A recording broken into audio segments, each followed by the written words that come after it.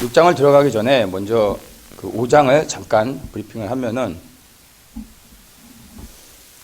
모세가 이제 바로에게 서서 드디어 하나님의 백성을 보내라 라고 하나님의 말씀을 선포했습니다.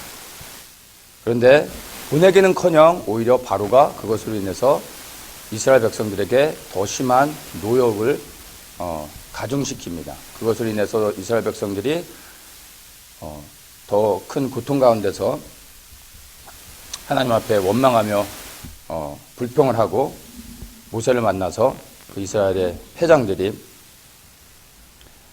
모세에게 원망하는 모습을 보게 됩니다. 그리고 5장 마지막에 이제 모세가 하나님 앞에 나아가서 그의 당한 일, 그 백성들의 당한 일들을 하나님께 원망하면서 하나님께 따지는 모습을 보게 됩니다.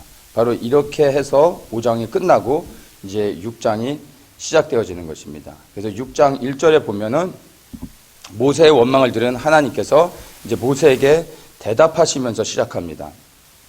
1절에 여호와께서 모세에게 이르시되 이제 내가 바로에게 하는 일을 내가 보리라.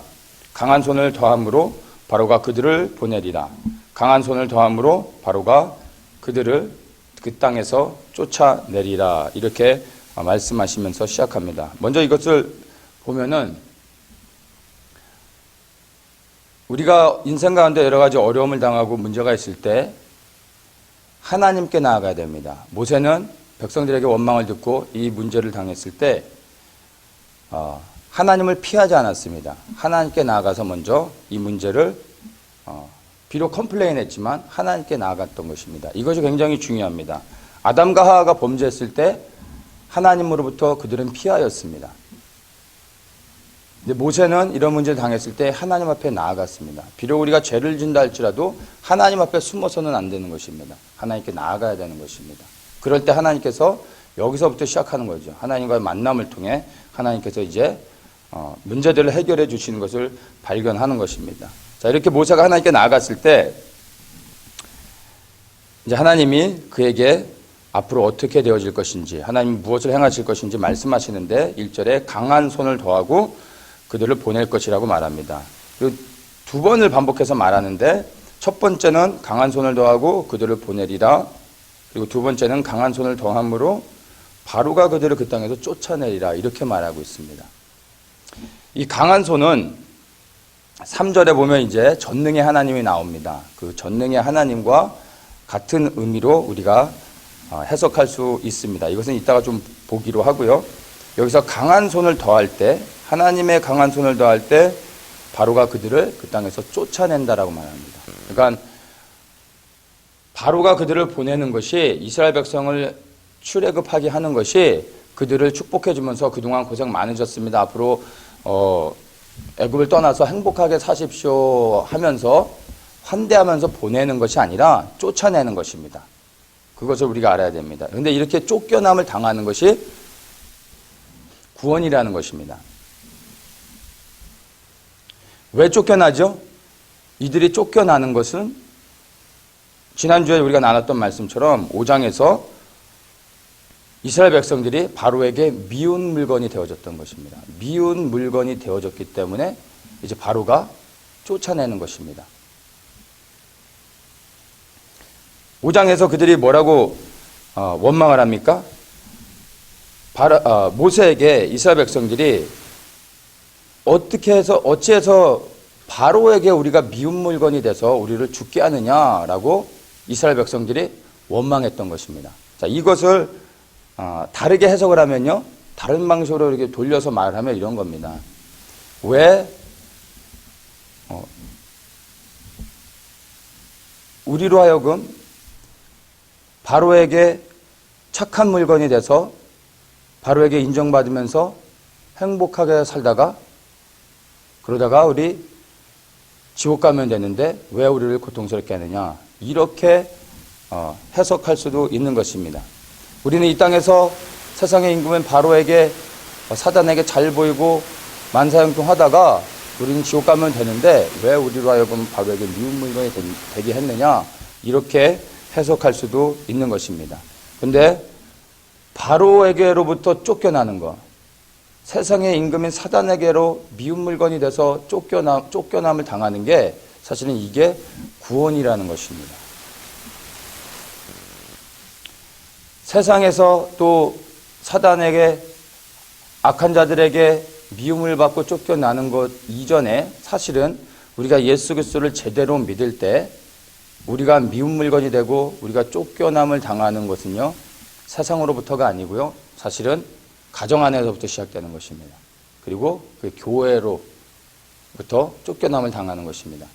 물론 모든 가족이 예수 그리스도를 왕으로 섬기고 그분만을 높이고 함께 주님을 찬양한다면 온 가족이 구원을 얻었기 때문에 가정에서 쫓겨나는 일은 없겠죠. 그러나 그 가정이 온전한 하나님의 구원의 은혜를 누리지 못하고 하나님의 말씀에 순종해 살아가지 못하는 상황 가운데서 내가 하나님을 제대로 섬길 때 그 고난은, 미움은 바로 가정에서부터 시작된다는 것입니다. 가정에서부터 미운 물건이 되고 쫓겨남을 당하는 거고요. 더 나아가 이제 교회 공동체 안에서도 그런 일이 있다는 것입니다.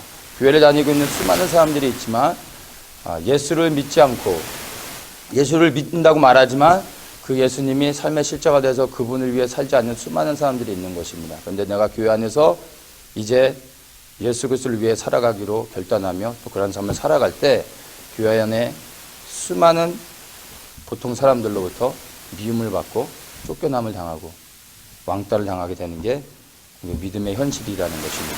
그리고 세상으로부터 이러한 고난을 받게 된다는 것입니다.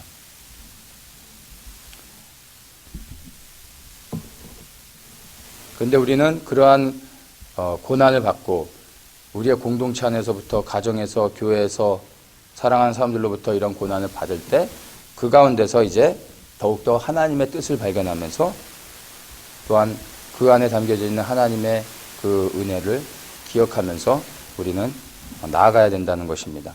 자, 이렇게 그들이 하나님의 강한 손을 더할 때 이제 바로가 이스라엘 백성들을 쫓아내는 것입니다.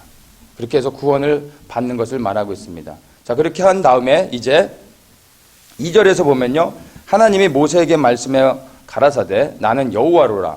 내가 아브라함과 이삭과 야곱에게 전능의 하나님으로 나타났으나 나의 이름을 여호와로는 그들에게 알리지 아니하였고, 이렇게 말씀하십니다.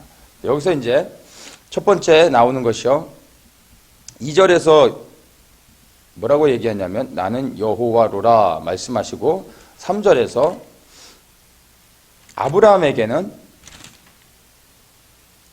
전능의 하나님으로 내가 나타냈다, 이 말씀을 하시는 것입니다. 그러니까 지금 이 말씀을 정리하면요, 이제 하나님께서 전능의 하나님에서 여호와 하나님의 모습으로 계시해주고 있는 것을 우리가 이제 발견할 수 있습니다. 아브라함에게는 전능의 하나님으로 계시하셨는데 이제 모세를 통해 이스라엘 백성들에게는 여호와로 자신을 계시하고 계시는 것입니다. 여기에 담겨진 의미가 있습니다. 하나님은 시대에 맞게 하나님의 모습을 우리에게 계시해 주십니다. 처음부터 그분의 모습을 다 드러내지 않으십니다. 우리에게 알려주신다고 해도 우리가 이해할 수가 없습니다. 우리가 갓난아기를 이제 키울 때 그 갓난아기에게 젖을 먹일 때 초콜릿 우유 줄까 딸기 우유 줄까 물어보지 않습니다. 그냥 엄마 젖을 먹이는 거죠. 그러다가 그 아이가 좀 더 크면 이제 물어봅니다. 그렇죠?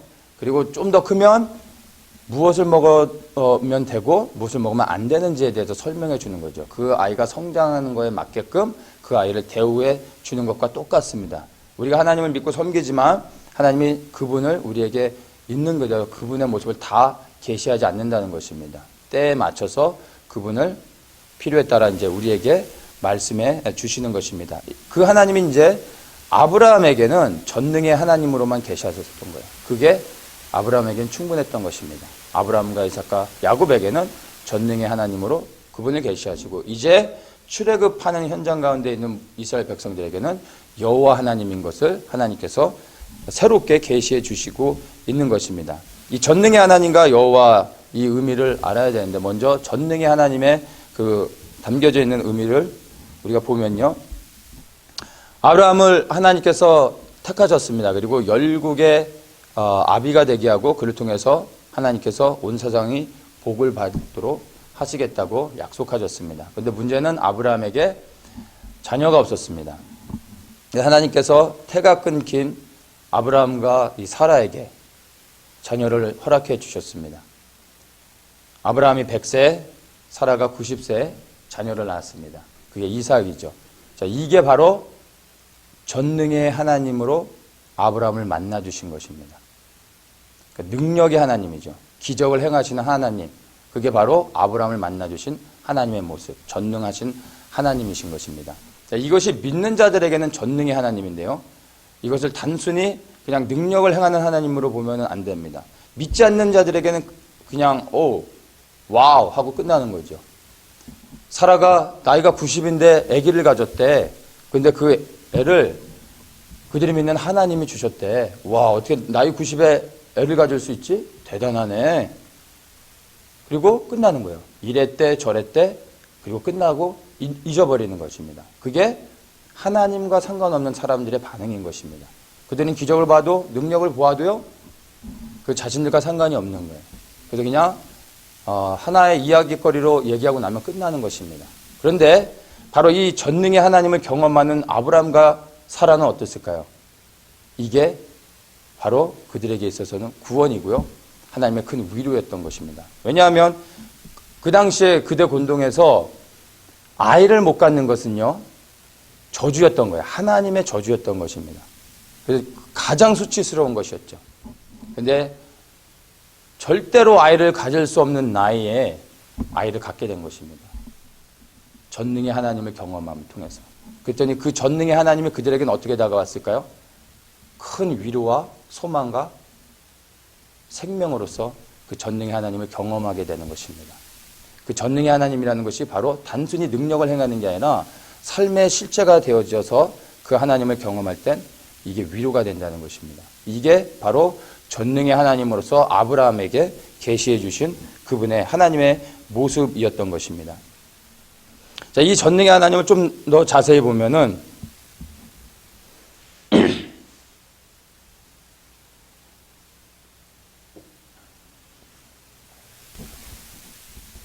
전능의 하나님을 히브리어로 엘샤다이라고 말합니다. 엘은 하나님이고 이제 샤다이. 이 샤다이 안에 샤다라는 단어가 포함되어 있는데 이 단어의 의미가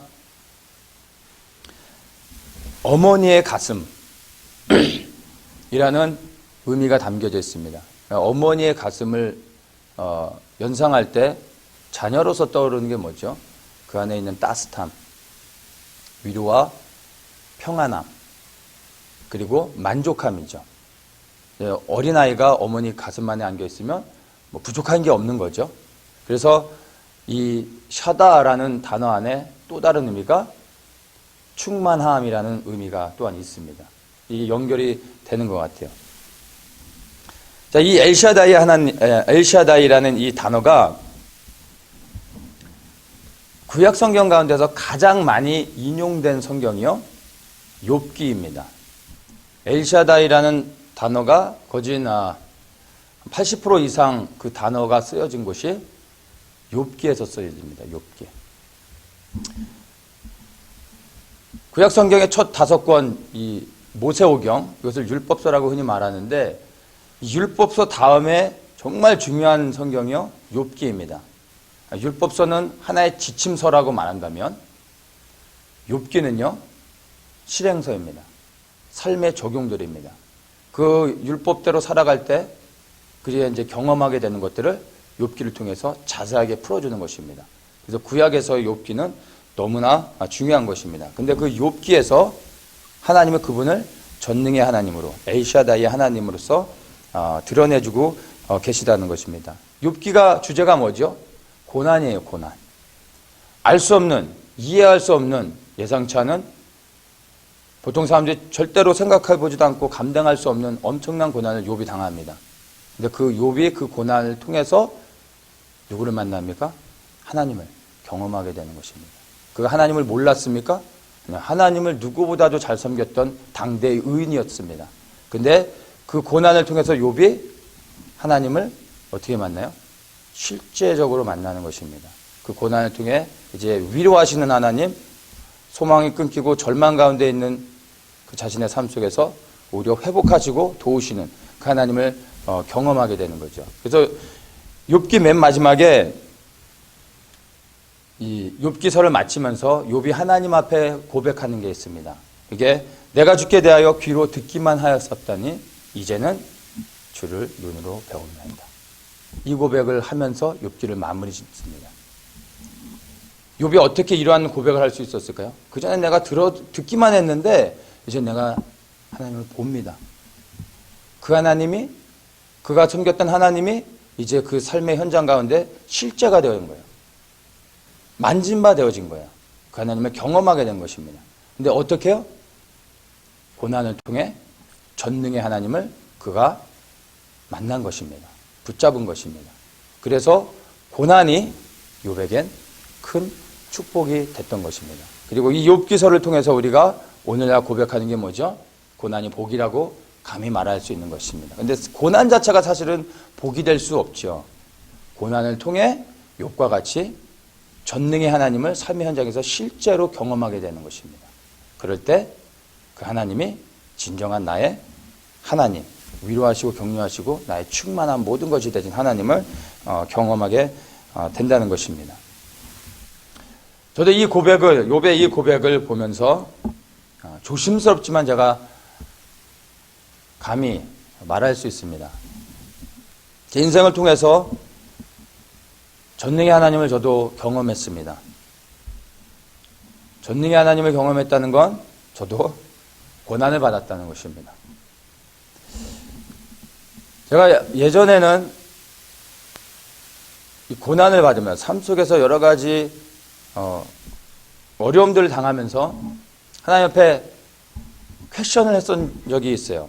물론 제가 하나님 믿고 또 미국에 와서 생활하는 가운데 처음에 고생도 했지만 또 한때는 제가 정말 한 단어로 표현하면 만사형통하는 생활이 그냥 하나님의 은혜로 비즈니스도 잘 되고 아내하고도 사이도 좋고 자녀들도 건강하게 잘 크고 아무 문제 없이 그냥 정말 만사형통했던 그런 기간이 좀 있었습니다. 근데 그게 약간 이제 그 기간이 지나고 난 다음부터 하나님께서 크고 작은 여러 가지 고난을 제 삶 속에 허락해 주셨어요. 그때 제가 가졌던 퀘션들입니다. 아니, 교회 주변에, 제 주변에 사람들이 이렇게 둘러보는데 제가 퀘션이 생기는 거예요. 아니, 저 사람보단 내가 난데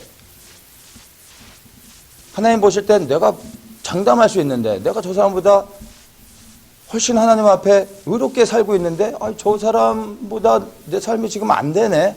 이게 보이더라고요. 내가 기도를 안 하는가? 내가 말씀을 안 보는가? 하나님 앞에 거룩한 삶을 살려고 노력하지 않는가?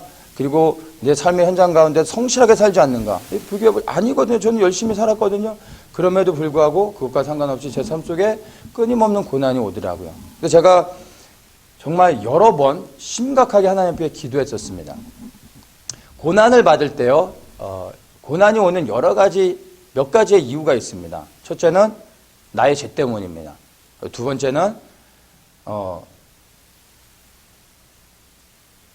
죄 때문이 아니라 나의 어리석음, 지혜롭지 못한 것 때문에 고난을 받을 수도 있습니다. 또 한 가지는 그런 것과 전혀 상관없이 그냥 하나님의 섭리일 수 있습니다. 마지막에 이 후자의 경우에는요, 내가 아무리 기도하고 철야하고 금식해도요, 그 고난은 거쳐지지 않습니다. 하나님의 섭리 가운데 허락된 고난은요, 묵묵히 통과해야 되는 것입니다. 다른 방법이 없습니다. 제가 하나님께 간절히 기도하면서 하나님, 내가 정말 하나님 앞에 죄를 져서 이런 어려움들이 끊임없이 계속 당하고 있는 거라면 하나님, 죄를 드러내게 해주시고 내가 분별하고 보게 해주셔서 그 죄를 끊어내게 해주십시오. 악한 영들이 저를 괴롭히고 있는 거라면 이것들을 이젠 사생결단을 해야 되겠습니다. 깨닫게 해주십시오. 제가 여러 번에 걸쳐 정말 심각하게 기도했던 적이 있어요. 근데 묵묵부답이시더라고요. 아무런 말씀 안 하세요. 그래서 제가 굿이라도 해야 되나? 하는 이런 생각을 좀 해봤던 적이 사실 있었습니다. 근데 제가 여러 가지 몇 번에 거쳐서 큰 위기도 겪고 비즈니스가 안 돼서 문을 닫기도 하고 여러 가지 재정적인 문제들을 계속 겪으면서 하나님의 은혜로 이렇게 견뎌왔습니다. 제가 그 하나의 산을 또 넘을 때마다 제가 딱 감사하면서 제 마음에 딱 클릭이 됐던 게 뭐냐면 그 문제를 패스했다 생각했을 때 내가 이걸 패스했으니까 이제는 나한테 이런 동일한 고난은 오지 않겠다라고 생각했어요. 네, 아니더라고요. 똑같은 고난이 또 오더라고요. 근데 그 고난이 올 때 제가 또 흔들리더라고요. 그것이 끊임없이 반복되는 것을 경험했었습니다. 그걸 통해서 제가 이제는 그 시간이 쭉 지나서 오늘에 이르러서는 제가 이제 하나님한테 고백하게 됩니다. 이 욥의 고백과 같이 하나님이 제게 고난을 허락하셨던 이유가 무엇인지를 알게 됐던 것입니다. 저의 어떤 특별한 죄나 문제 때문이 아니라 그 고난을 통해 하나님께서 저에게 제 삶 속에 의도하신 하나님의 계획을 이루기 위해서 끊임없이 저를 흔드셨던 것입니다. 견뎌낼 수 있을 만큼. 그리고 그런 고난을 통해 전능의 하나님을 삶 속에서 경험하게 하셨습니다. 제가 삶 속에 전능의 하나님을 경험할 때 말씀드린 것처럼 아브라함이 그 삶의 현장에서 전능의 하나님을 경험해서 자녀를 가졌을 때요, 그게 그냥 단순히 기적을 본 게 아니라 그게 그 삶의 위로요, 소망이었던 거예요. 저도 동일하게 고난의 현장 가운데서 전능의 하나님을 경험할 때 그게 정말 그 하나님이 실제가 되면서 저에게 위로가 되면서 큰 소망이 되어졌습니다. 그리고 이제는 고난이 주는 유익, 고난이 복이 되는 이유, 고난 가운데 기뻐할 수 있는 이유를 깨닫게 됐습니다.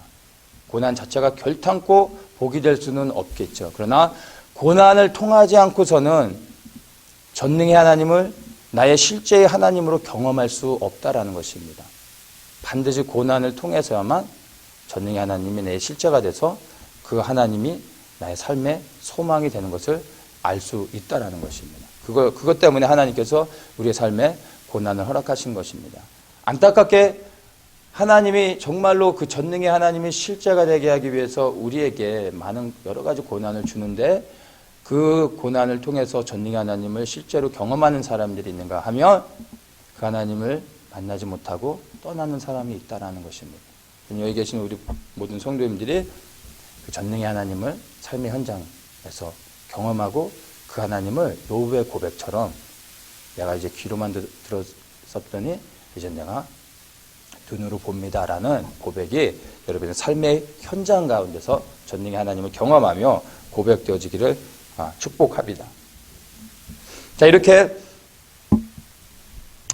아브라함에게는 전능의 하나님으로 자신을 계시하셨던 하나님이 이제는 이스라엘에게 여호와로 나는 여호와라 말씀하시면서 여호와로 이제 계시하고 있는 것을 보게 됩니다.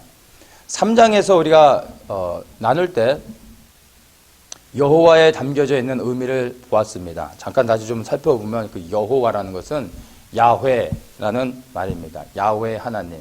이스라엘 사람들에게 야훼, 이것은 하나님의 자신을 계시해 주는 이름이죠. 근데 너무나 거룩한 이름이기 때문에 유대인들은 야훼라고 부를 수가 없었어요. 그래서 글로는 쓰는데 소리를 낼 수 없었습니다. 그래서 하나님을 말할 때 그들은 말하지 않고 글을 써서 표현했습니다.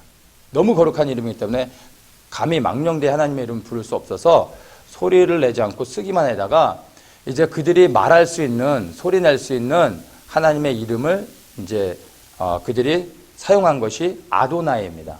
히브리어로 이제 야훼라는 이름을 부르지 못하고 아도나이라는 이제 단어를 쓰기 시작했는데 그 아도나이가 영어로 번역하면 the Lord, 주라는 의미입니다.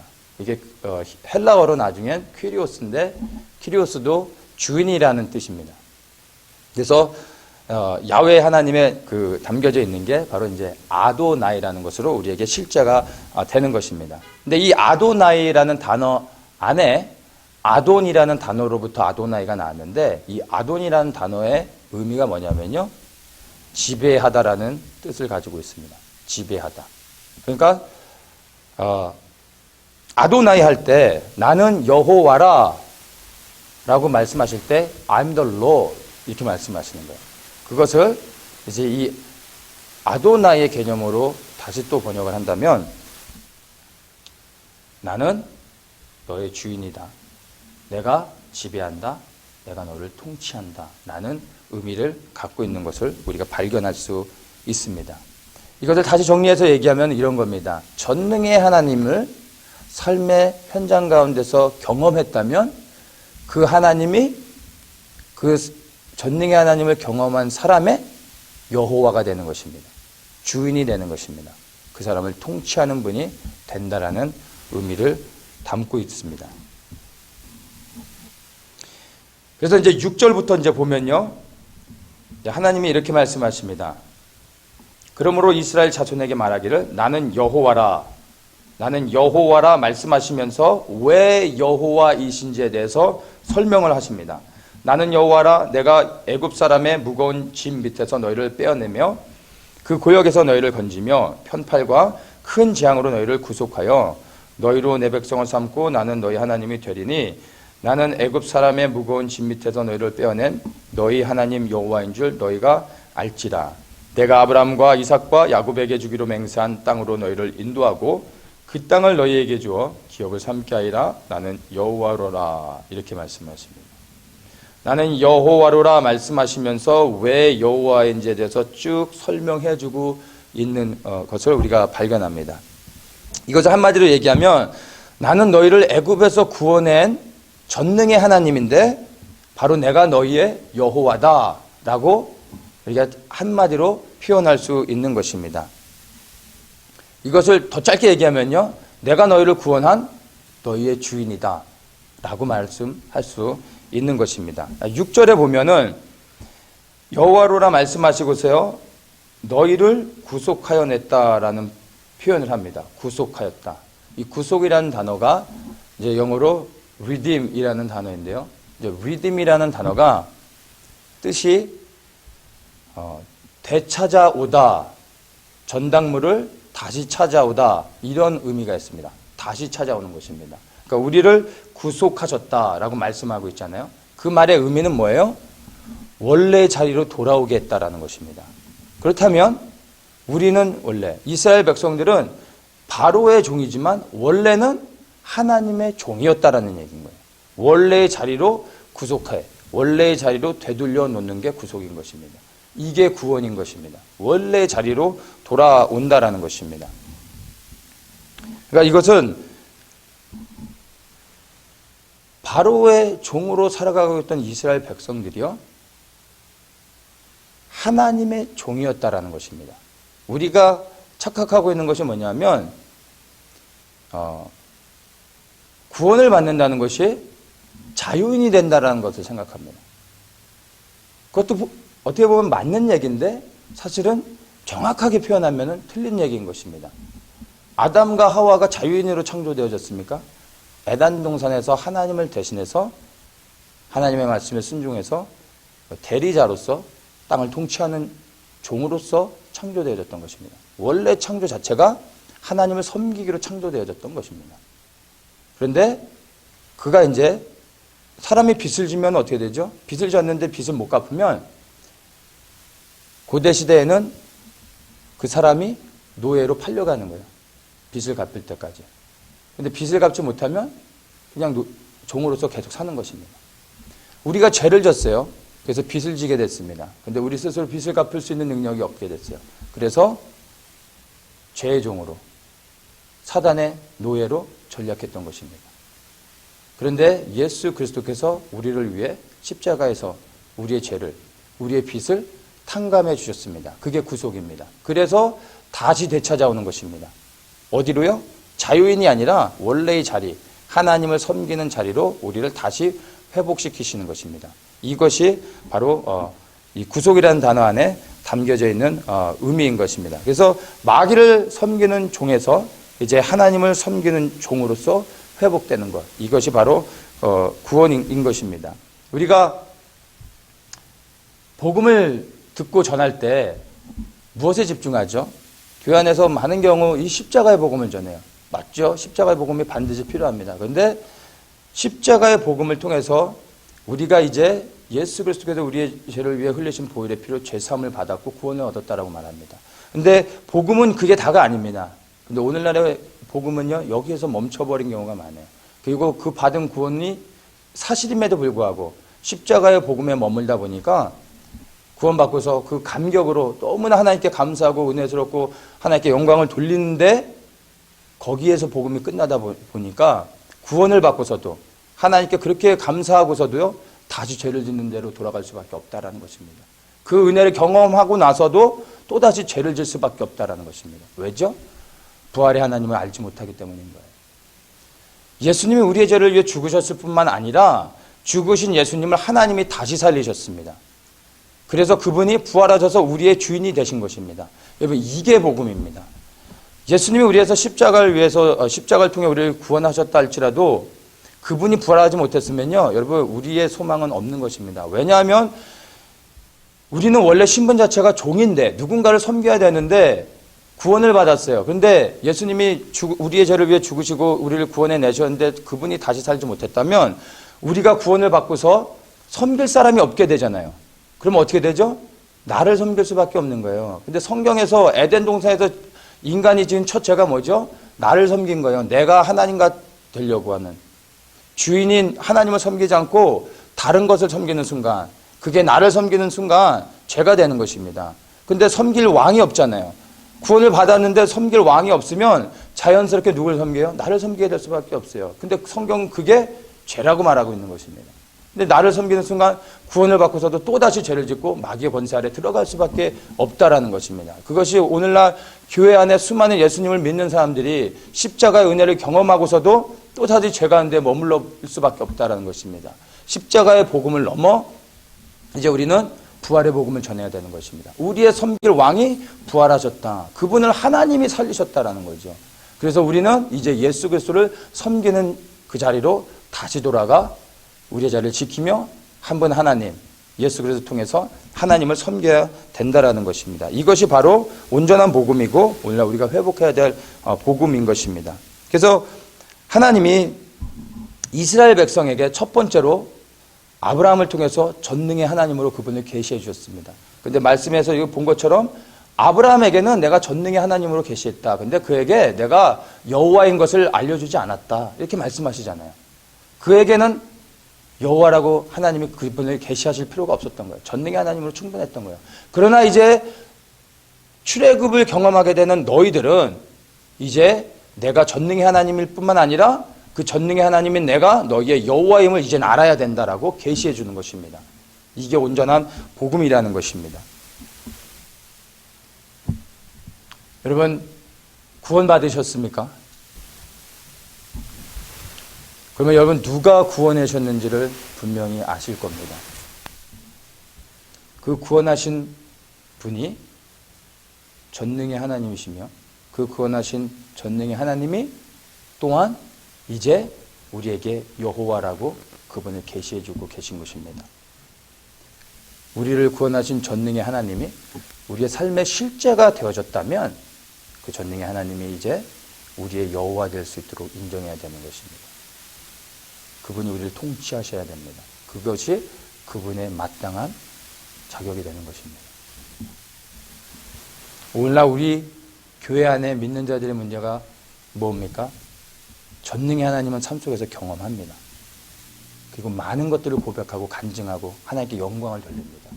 구원해 주신 하나님의 그 은혜로 인하여 그리스도께서 우리를 위하여 피 흘리신 그 사랑으로 인하여 수많은 사람들이 감격하며 눈물 흘리며 하나님께 사랑을 고백합니다. 그리고 나서 시간이 지나면 또다시 죄의 현장 가운데 떨어집니다. 전능의 하나님은 경험했고 전능의 하나님은 원하지만 그 전능의 하나님이 여호와 되는 걸 원치 않고 사랑하는 사람이 우리 교회 안에 너무나 많다라는 것입니다. 전능의 하나님을 우리에게 계시해 주신 목적은요, 그 전능의 하나님을 통해 그분이 여호와임을 알게 하기 위한 것입니다. 여러분이 삶 속에서 정말 전능의 하나님을 경험했고 그 하나님이 실제가 되어져서 그 하나님을 정말로 삶 속에서 경험하고 체험하며 그분과 함께 그 전능의 하나님을 누리며 살아가고 있다면 이제 그 전능의 하나님이 여러분들의 여호와임을 인정하시고 그 여호와 하나님이 여러분의 삶을 지배하고 통치할 수 있도록 자신을 드려야 된다는 것입니다. 이게 바로 구원을 받는 삶이고 그분이 우리의 주인 되는 것입니다. 그리고 진정으로 이제 전능의 하나님이 나의 여호와 돼서 그 여호와 한 분 하나님을 말씀에 순종하며 그분이 우리에게 각자의 삶의 현장 가운데 허락하신 그 지경 가운데서 자리를 지키며 그분을 섬기다가 주님 오실 때 우리가 밝은 얼굴로 그리고 소망 가운데 수많은 사람들이 여기저기 숨을 때 우리는 고개를 들고 우리를 구원하시는 온전한 하나님을 우리가 대면하며 나아갈 수 있게 되는 것입니다. 전능의 하나님에서 이제 여호와 하나님으로 인정하시고 그분을 섬기시는 우리 모든 분들 되시기를 예수 그리스도의 이름으로 축복합니다.